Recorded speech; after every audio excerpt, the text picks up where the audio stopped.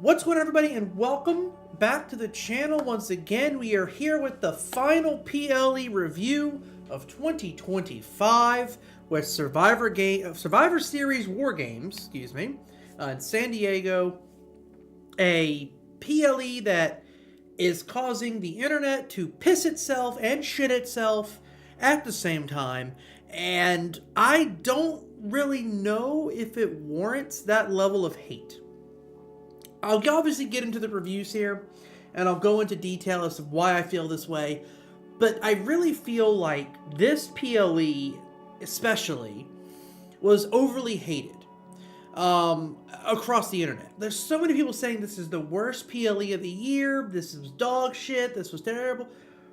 I don't know if you guys realize this, but WrestlePalooza was just 2 months ago. That was dog shit. That was not a good event. There's nothing, I feel like, do I feel like this PLE was amazing? No. This wasn't mind-blowing shit. It wasn't, a lot of stories didn't necessarily progress. There was some misses, there was definitely some hits, and of course we're going to get into all those as well, but I really feel like a lot of people went into this event expecting way more than we were told to expect, if that makes sense. But ultimately, I think it's overhated, but we'll get into it. Obviously, this is my scale here from 10 to 0.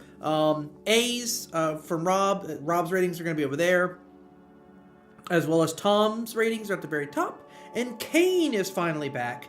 Kane's reviews are going to be right above me. He is back into wrestling again after taking some time off to sort of de-stress and take a little mental break from everything, including wrestling. He told me that they brought his goat Gunther back, so he's back as well. But as you can tell, Rob and Tom gave these gradings based off of A's or B's or C's, D's and F's. An A is going to be a 10 or a 9. A B is an 8 or a 7. A 6 through 4 is a C, so C plus, C, C minus. A 3 and a 2 is a D, and then a 1 and a 0 is an F. We will, of course, kind of delve into these and average these out and figure out exactly where we're going to be putting these on the board. It is just going to be the 4 of us, so it's going to be a nice even number, hopefully. Probably not. We're going to start things off with the first match of the night, and that was the Women's War Games match, featuring AJ Lee for the faces, AJ Lee, Charlotte Flair, and Alexa Bliss, and then Rhea Ripley, and Io Sky versus the heel teams of the Kabuki Warriors, Asuka and Kairi Sane, Nia Jax and Lash Legend. They don't have a team name yet, don't know if they will, and Becky Lynch, who was there to obviously spite AJ Lee. The match ended with AJ Lee making Becky Lynch tap out to the Black Widow. Of course, Becky Lynch claims she wasn't. She was just flailing to get out of it, but regardless, that'll be a storyline for later. And personally, I loved this fucking match. I thought this match was incredible. I loved the back and forth. I really do feel like they're holding AJ Lee back a little bit, and that's just because I don't think, obviously, AJ Lee hasn't wrestled in 10 years. She's obviously been training.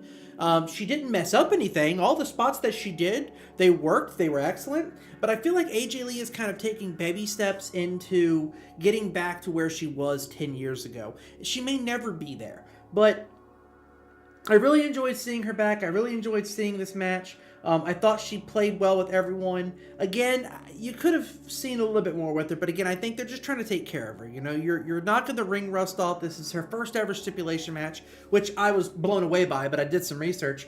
There was no women cage matches back when AJ Lee was here. Oh, you had tag matches, of course, and the occasional, like no DQ or something like that. But in general, you didn't have stipulation matches with the women back then.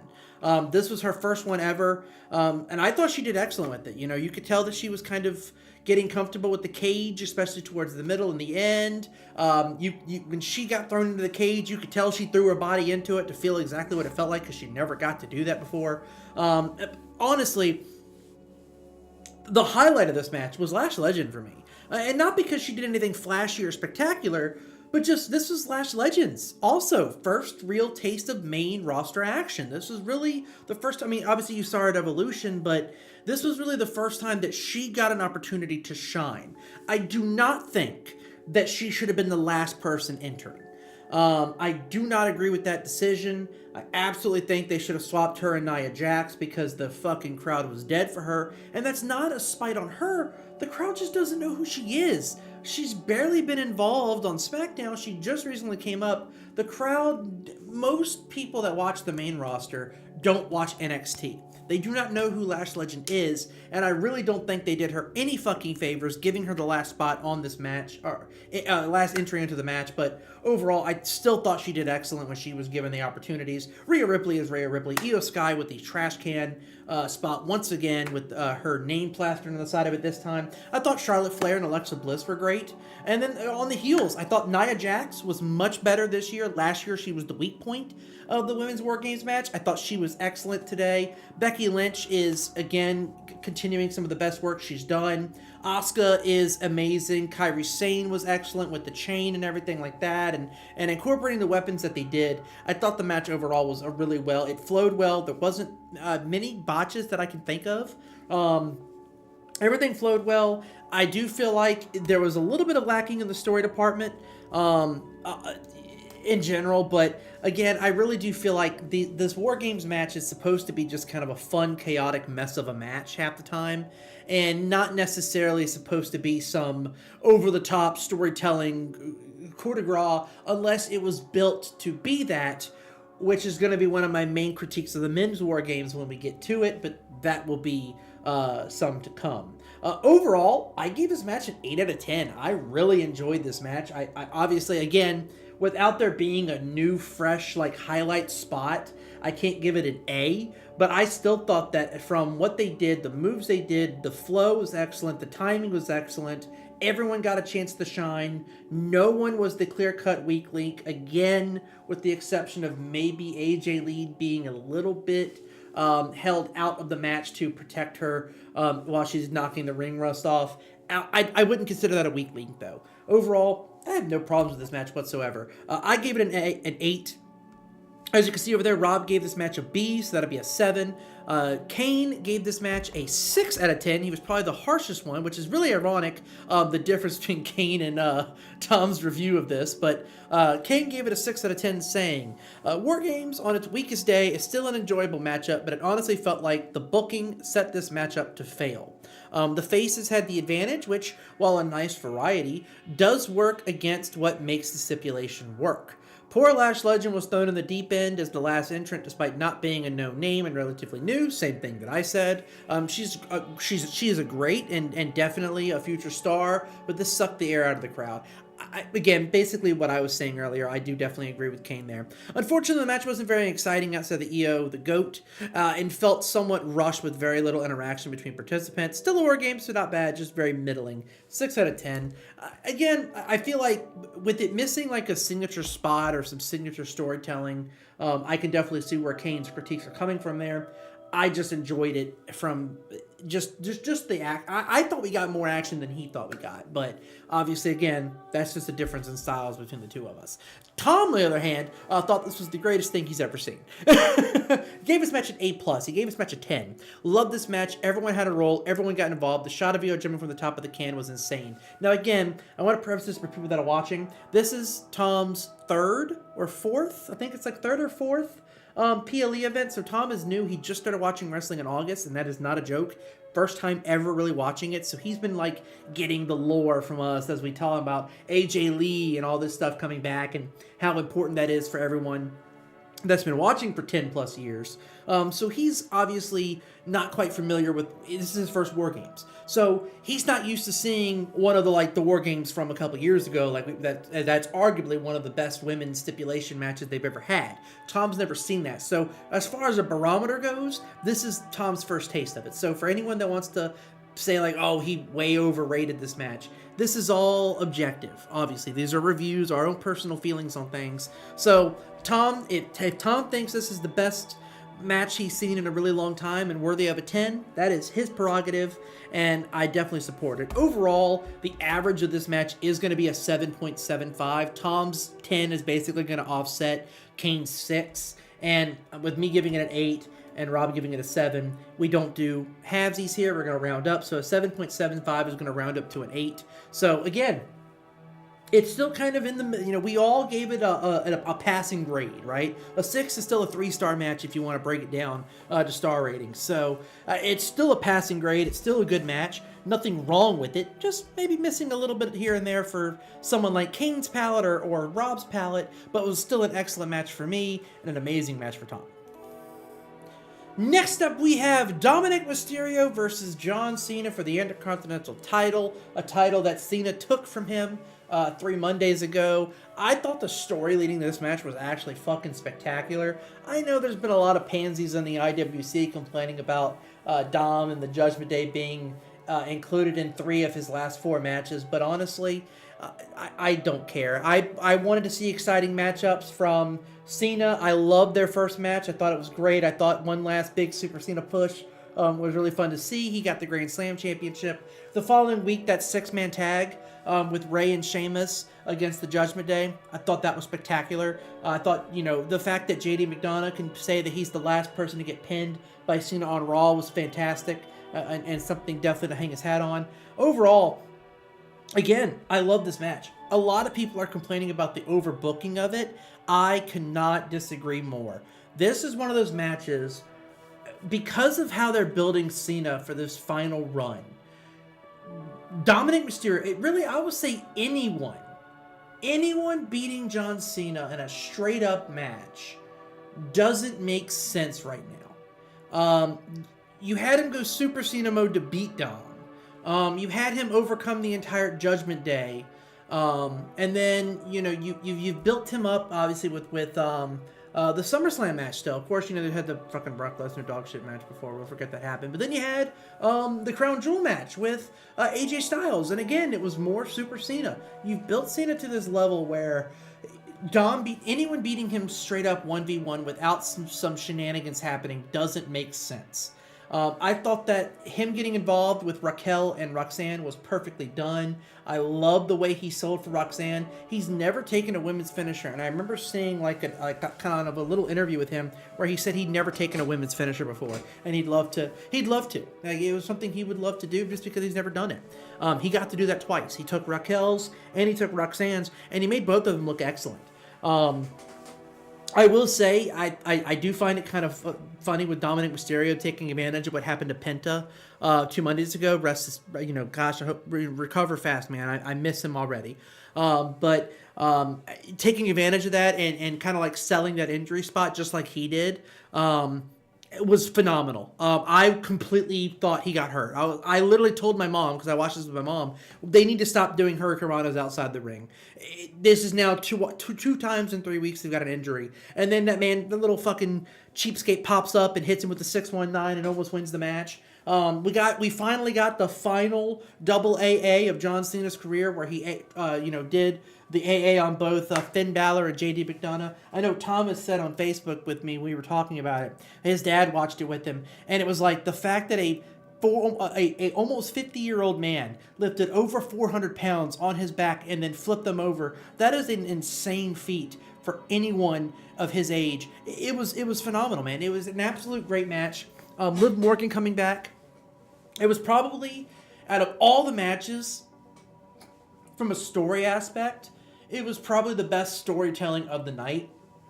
I love Liv Morgan coming back, the fake double switch, where it looks like she was going to betray Dom, and then she ends up jumping up into Cena's arms and doing Cena's look from a callback from his heel turn, and then, betraying. It was so well done across the board.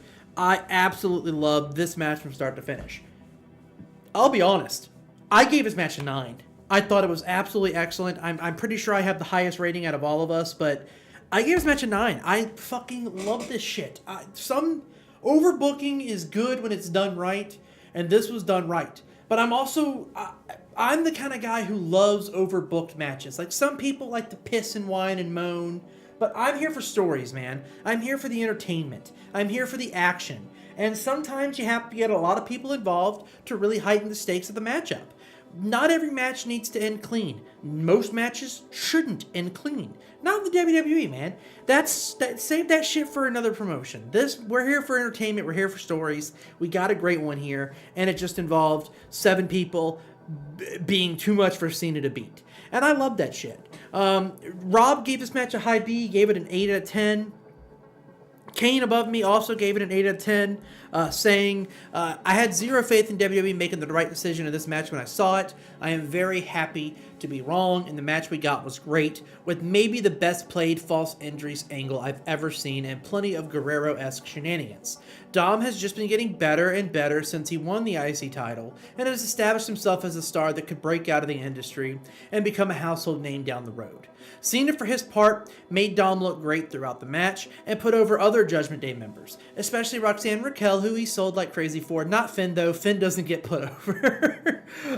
The return of Liv was a genuine surprise, and the homage to Cena's turn was excellent. Look up Cena's reaction. It's hilarious. Dog, his little, thumbs up to his wife that's sitting in the stands. It was great. I loved it. He gave it an 8 out of 10. Tom on the top also gave his match an 8 out of 10, saying the exciting match made sense for Dom to win the IC back. The reformed Judgment Day seems like a real player in the upcoming months. Also, holy shit, that AAA was must-see TV. Again, for the people in the comments that are going to be like, that's not his first time doing one. Tom's new to wrestling. He hasn't seen the Edge and Big Show AA. That is probably the fucking best AA he's ever done. He's never seen that. This is him finally living what we've lived for 20 plus years. So the fact that it popped him is so good. I love seeing him get so into it. And I have a couple other friends that are slowly starting to get into it that didn't used to watch or used to watch 20, 30 years ago that are getting back into it for my work, that are finally getting back into this and seeing stuff like this. So everyone getting to kind of relive the glory days of John Cena has been absolutely excellent. This match is going to get an 8.5. Actually, hold on. I might have done my math wrong here. Hold on. 8. Yeah, okay. I did my math wrong. 8.25. So it's going to get down to an 8. An 8. Still an excellent match, man. I loved it. It fits what everyone's been saying across the board here, but based on the ratings here, so it absolutely belongs on that 8. So as you can see, we have 2 8s here, and yet supposedly this is the worst PLE of the entire year. So go figure, right? Next up, we have Nikki Bella versus Stephanie Vaquer for the Women's World Championship. I thought this was a much better match than what the internet thought. And also Kane. Kane gave this a really low score. Listen, I understand that there is a preconceived notion with Nikki Bella. She's another one that's coming back from a long time off. She's another one kicking the ring rust off. She's another one that is trying to reclaim her spot amongst the women. She came from a time where she was really one of the only women's wrestlers that was good, and there's always been polarizing opinions on the Bella twins as a whole. Listen, Nikki Bella needed this match. I thought she was great. I thought she was excellent. I thought they played off each other really well. My issue, however, with this match is I love Stephanie Vaquer. But her best matches are with people that she has had an established repertoire with. Io Sky, Julia, Jordan Grace. Stephanie Vaquer is missing that. Outside of that Io Sky match on Raw, Vaquer is missing. The match that she won the title in against Io Sky was the best match that she's had on Raw in WWE, and I feel like she's missing that. She's missing that marquee match, I guess is the way to put it, because anyone can have a great match with Io Sky. That's not an accomplishment. But there's only certain wrestlers where it's like, okay, this match is gonna bang. I can't wait. I know that Stephanie Vaquer can get there. She hasn't gotten there yet. Which begs the question, should she still be champion? Because that was everyone's biggest issue with Tiffany Stratton, was Tiffany Stratton had shown that she should be champion. She had put on bangers. Then she got the title, and she put on banger, and then not so banger, and then banger, then not so banger, depending on who she fought, but she fought the same fucking people every fucking month. So Stephanie Vaquer, she's missing that feud, she's missing that angle, she's missing that match, she's missing that marquee win. Liv Morgan can give it to her. If they end up going with that route and we get Stephanie Vaquer versus Liv Morgan and Stephanie Vaquer wins, that could be the marquee match that she's missing. This match was good, not great. Again, I do think that Nikki Bella needed this match because it was her best showing since coming back. But I do think that there was some things missing. I also think there was a little bit of a lull just because of how great the last match was and the anticipation of what was coming next. I feel like both the spot on the card hurt this match, but something has to go here, unfortunately. I personally gave this match a 6 out of 10, so a C+. Again, it's nothing wrong with the match. It was just good. It's a 3-star match. It was a good, not amazing, great, fantastic, perfect, beautiful match. As you can see, Rob gave this a B, so he gave it a 7 out of 10, but that's kind of in the same vein. Kane disagreed. He kind of gave his match a really low score, saying, if I had a nickel for every time the WWE poached a very impressive international women's talent before AEW could sign them, give them a killer NXT run, call them up to the main roster soon after, give them a belt immediately, and then proceed to do nothing with them, I'd have 2 nickels, which isn't a lot, but it's frankly impressive how quickly they've seemingly gotten bored with Valkyrie and Julia. Valkyrie's rise to the top was exciting. Since then, a pointless crown jewel match. I don't know if I'd call it pointless. It was still a good fucking match. But I can also understand how champion versus champion has never really been enticing. Even when it was the Clash of Champions, even when it was Survivor Series, it's never been good. So I can definitely understand where he's coming from there. But a pointless crown jewel match in Nikki Bella, that's embarrassingly poor. Again, I agree with that because Nikki Bella needed more building. I don't know if Nikki Bella was ready for a title shot right away because, again, this was her best showing since coming back, and she's in a title match. So I can kind of see where people are coming from and where Kane's coming from here. After the match, Nikki did better than I expected, but it was a fairly boring, heatless affair that felt like filler on a card that already felt like filler. 4 out of 10. Again, a bit of a harsh critique, but I can definitely understand and respect it. I can see where he's coming from and where he came up with his score. Tom, on the other hand, also gave this match a B, so he gave this match a 7, stating it was a good, maybe it was good, maybe it was because it was coming up the previous match that seemed like a standard match. But seemed like a standard match, aside from the Devil's Kiss and the announce table. Again, I definitely see that. And then I saw some people critiquing how she sold that Devil's Kiss. In my opinion, that's how it should be sold.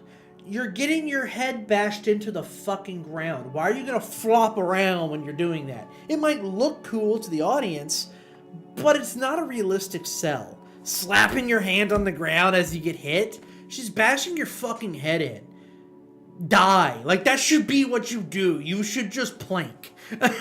Like, I'm being honest. Like, that's how it should be sold. Overall, my 6, the 2 7s are going to offset Kane's 4. This match is actually going to end up averaging out to a straight up 6. Again, it's where it belongs. I agree. I think it's where it belongs.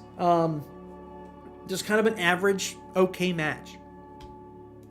And finally, we have the men's War Games match between, obviously, the face guys, Roman Reigns, Cody Rhodes, CM Punk and the Usos, versus The Vision, Braun Breaker and Bronson Reed, Drew McIntyre, Logan Paul, and Brock Lesnar. Now, listen, we are going to keep our opinions of Brock Lesnar to ourselves for a moment. I understand that there is a lot of bad publicity that comes with him, and the court case is still currently not determined or decided, so it's technically innocent until proven guilty. I get it. But I still don't fucking like the fact that Brock Lesnar's back.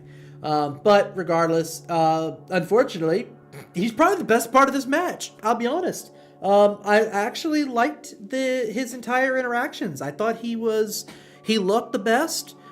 He fit the War Games kind of code the best. He caused the most carnage. His little segment with Roman Reigns outside of the ring when getting bounced around the cage and put through the table and shit like that, I thought that it was probably one of the most exciting parts of the match.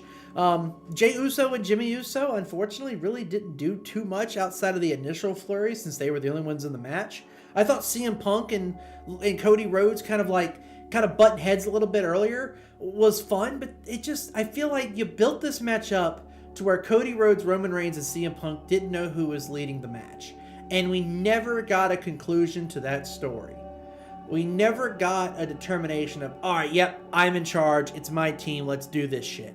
You never got that. You had one little flurry where Cody Rhodes accidentally elbowed CM Punk in the mouth, which also didn't make sense because there's only 2 members of the heel team in the match. They're both in front of you. How did you think CM Punk was going to attack you?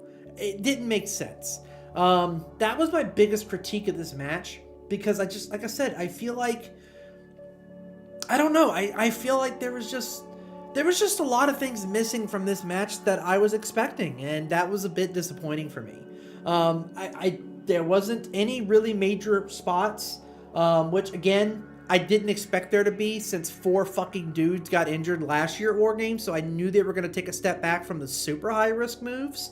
But they didn't get anything really. I mean, outside of Cody Rhodes jumping up the top of the cage into a crossbody, that was it. That was the most high risk move that they really took here, and that was a bit disappointing when you have Logan Paul and you have the Usos and you have Bronson Reed in the match. There really wasn't much of a risk here. Also, you have the mask guy that came in and ended up winning the match for the heels, and we still don't know who he is. It's an interesting ending, but I don't know. I don't hate this match as much as the internet hates it, but the longer I sit on it, the more average it feels to me. So I gave this match a 6 out of 10. Again, there was so much more promise. I felt like we were missing things from the story aspect for the faces. So I feel like a 6 out of 10 is probably the best that I can go. It wasn't terrible like some people seem to think it was. I don't think the ending was dog shit like some people seem to think it was. A bit out of the norm and a wild and unexpected ending, which I feel like we've been asking for a while.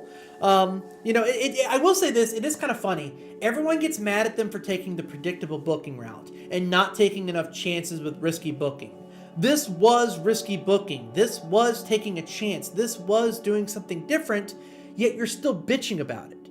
So no wonder WWE doesn't do things different. No wonder they don't take chances like this, because you're just going to bitch and complain about it when they do it. So ultimately, I feel like the IWC is once again overhating on this match.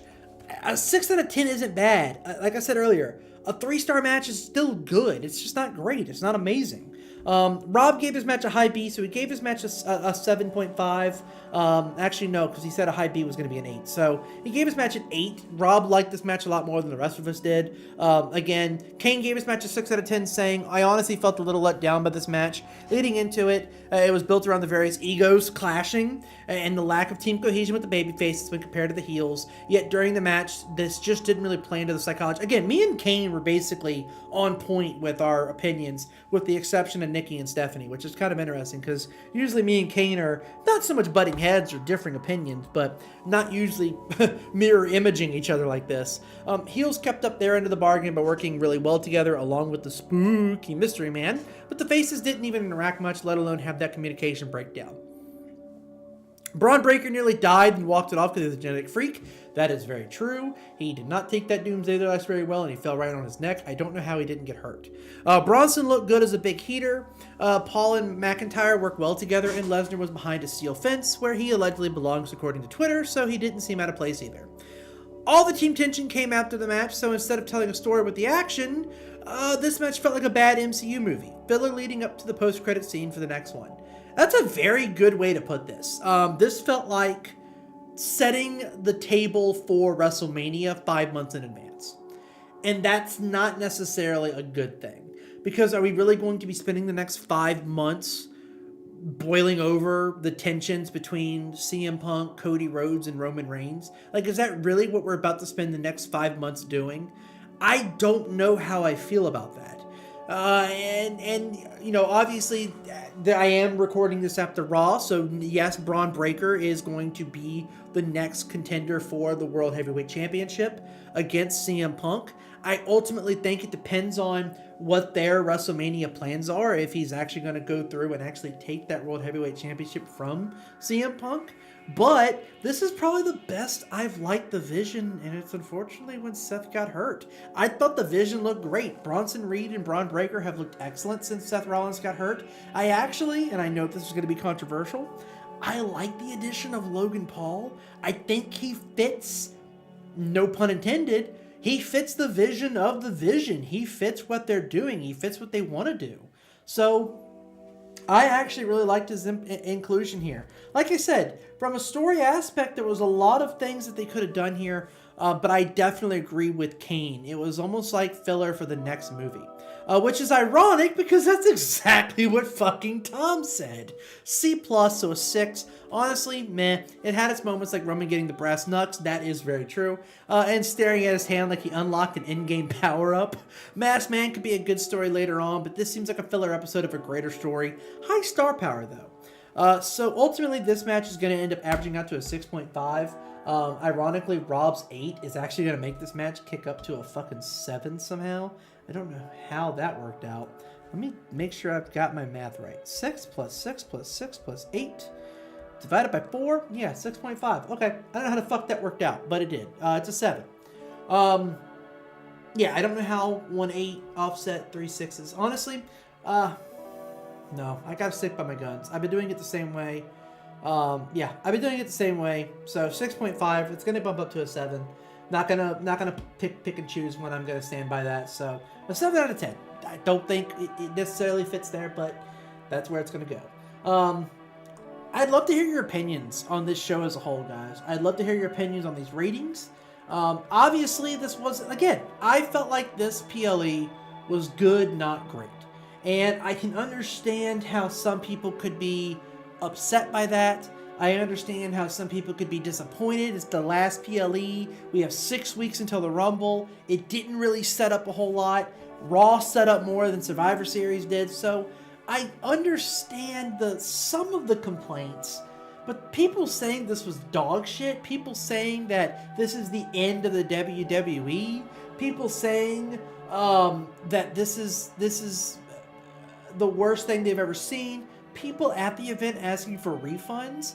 What the fuck? It's War Games. It's the same thing every year, which is why most people don't think it should be an every year thing. But what was so terrible? What was so god awful? How did this ruin wrestling? How did this ruin storylines? How did this ruin the WWE? WrestlePalooza did more damage than Survivor Series did. This is just absolutely just the IWC in a nutshell, just bitching and moaning. I saw people saying that Jey Uso was, I'm sorry, Rob pointed this out, but there were people saying that Jey Uso was the masked man. He was in the fucking match. How is Jey Uso the masked? He was in the fucking ring. Listen, I need people who actually like wrestling to interact with my shit, okay? Because I'm so sick and tired of my TikTok and my Twitter just being flooded with people that literally masturbate to bitching about wrestling. It's getting tiresome at this point. So if you like wrestling, please like and comment. I would love to communicate. I would love to have conversations down in the comments section with you all to talk about this and what you guys are expecting of the next 6 weeks until Rumble. I assume January 5th is going to be a pseudo PLE. We also have 2 Saturday Night Main events in between now and the Rumble. So lots of shit could be happening and lots of stories are going to have payoffs before the Rumble. But I would love to know your opinions on Survivor Series the next 6 weeks, and maybe drop your Rumble predictions down below because I may have a video coming out in January about that. So love to hear your thoughts on that. I will have a video at the end of the year for my wrestling kind of awards, if you will. I'm going to get with Kane on that. And also maybe even take some ideas from Tom and take some ideas from Rob and kind of have a vote on that.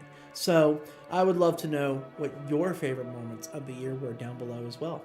You guys have a fantastic night, and I will see you with the Royal Rumble review, but of course I'll have videos in between now and then. Also, for those of you guys that follow me on Twitch, I do a 12 Days of Christmas special every single year. That's going to start December 14th. I put the little fucking thing up here, Eric, Editor Eric, right here. I edit my own shit. So December 14th is when the 12 Days of Christmas are going to start. So I would love to see you there for 12 straight streams this year. No recording, but 11 streams, and then of course my digital holiday card I do every year on the 25th. But I would love for you guys to tune into that. My Twitch will be down below as well. And I will see you guys next time. Peace.